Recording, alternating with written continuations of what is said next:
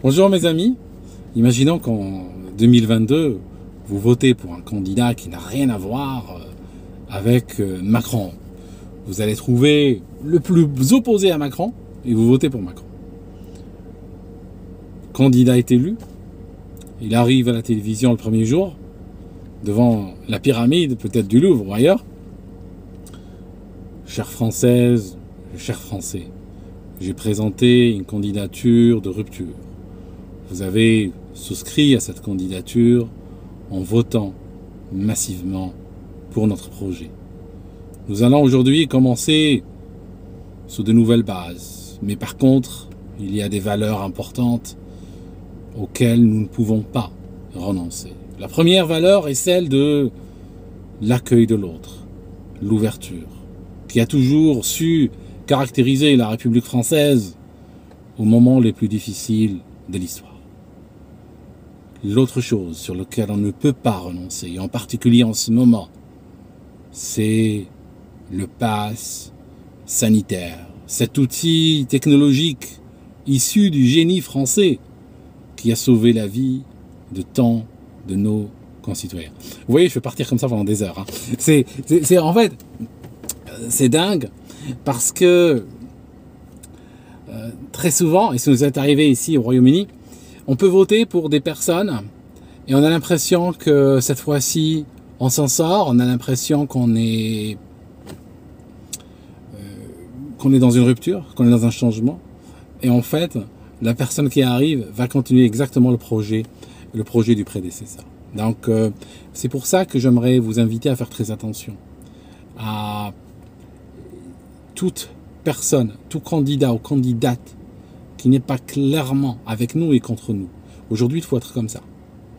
Nous sommes en train de glisser doucement vers une société de permission. C'est vers là où il nous faut glisser. Ça signifie en fait, nous sommes en train de partir vers une société où l'État va micromanager avec les entreprises ce que nous avons le droit de faire, quel moment nous avons le droit de sortir, qui nous avons le droit de fréquenter, à quelle distance nous avons le droit de nous déplacer de chez nous. Et puis, ça ira en s'aggravant. L'État est en train de s'arroger des droits sur nos vies. Des choses qui ont justifié la mort de millions de personnes dans le passé.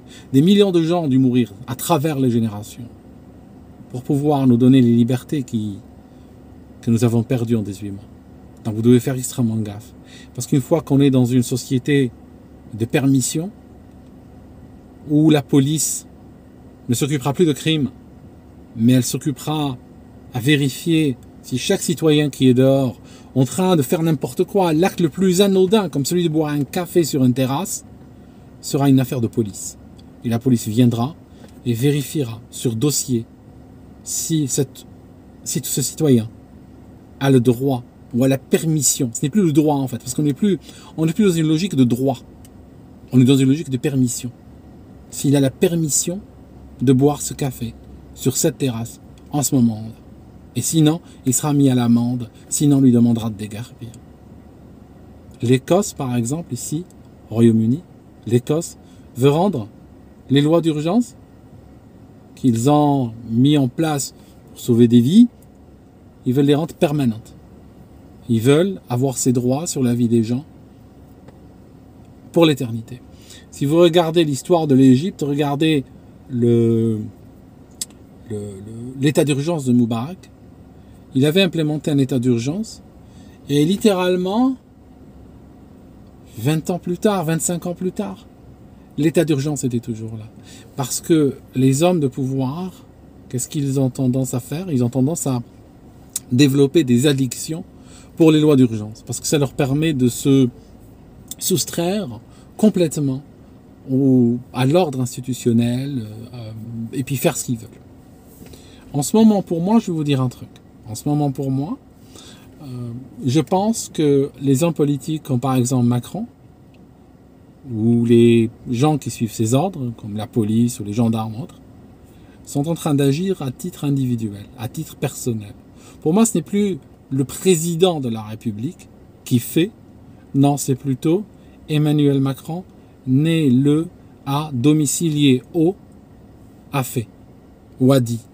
C'est à titre personnel que ces gens sont en train d'agir. Pourquoi? Parce que quand on agit dans un cadre institutionnel, on agit dans le cadre des principes, dans le cadre des lois qui ont toujours régi ces institutions.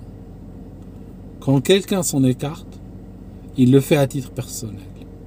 Personne n'a élu Macron pour qu'il devienne le maréchal de ce pays, pour qu'il devienne donc l'alpha et l'oméga, qu'il décide de créer une société à discrimination défendue par la police. On sait bien que ce pass sanitaire, par exemple, qui est le fondement aujourd'hui de toutes les discriminations, ne permet pas de dire si la personne qui est là ne tombera pas malade. Il ne permet pas de dire si cette personne sera contagieuse ou pas. Mais il permet tout simplement de dire que cette personne a consommé. Donc c'est un outil de preuve de consommation. C'est comme si on montrait un ticket de caisse. Preuve d'achat. Et la police est en train de défendre cette preuve d'achat. Et je vais vous dire un truc. Ce raisonnement que je viens de tenir là, c'est pas un raisonnement qui réellement, fondamentalement, sur le principe, doit être utilisé. Parce que tout simplement, les libertés fondamentales, les droits garantis par la Constitution, ne dépendent pas de l'existence d'un virus, ne dépendent pas de nombre de personnes en réa. Ça veut dire qu'une des manières justement de confisquer la démocratie, et c'est arrivé dans toutes les dictatures. Comment on confisque les démocraties dans la dictature? On va pas créer directement des lois ou promulguer des choses qui, de manière directe, vous volent vos droits. Non, on ne le fait pas. On conditionne vos droits. C'est-à-dire, je vous donne un exemple. Je suis dans cette voiture, voilà. Je suis dans cette voiture, ça c'est mes clés. Je suis dans cette voiture. Quelqu'un peut venir et dire, c'est ta voiture, c'est ta propriété, je le reconnais. Oui, mais par contre, je te la donne uniquement si. Et là, derrière le si, il place ce qu'il veut. À ce moment-là, il m'a confisqué ma voiture, techniquement parlant. Parce qu'il m'a pris ma propriété. Et maintenant, je dois répondre à certaines conditions pour qu'il me la rende. Vous voyez? C'est comme ça qu'on confisque la démocratie. Ça signifie que on part sur quelque chose qui est naturellement à toi, qui t'a toujours appartenu sans condition, ou bien qu'en réalité, tes ancêtres ont dû arracher au prix de leur sang, on te la prend en te disant, tu sais, elle est toujours à toi, cette liberté. Moi, je ne l'ai jamais enlevée. Elle est toujours à toi. Mais à condition que. Une fois qu'on met à condition que, c'est fini. D'accord? C'est fini. Parce qu'une fois qu'on met des conditions, on peut mettre n'importe quoi. Tu sais, ta maison, elle vaut combien ta maison? Elle vaut combien? Tu vis dans une maison, imaginons que ta maison vaut 100 000 euros. Imaginons. Je l'achète à 10 millions ta maison. Maintenant, je signe avec toi. Je l'achète à 10 millions. À condition que... Tu me laisses mettre la condition que je veux. La condition, c'est que je te paye 1 euro par an. D'accord? Je te paye 10 millions pour ta maison à 1 euro par an. T'es d'accord ou pas? Non, t'es pas d'accord. Tu vois ce que je veux dire? Tu me vendrais même pas ta mobilette à 10 millions d'euros si je paye 1 euro par an.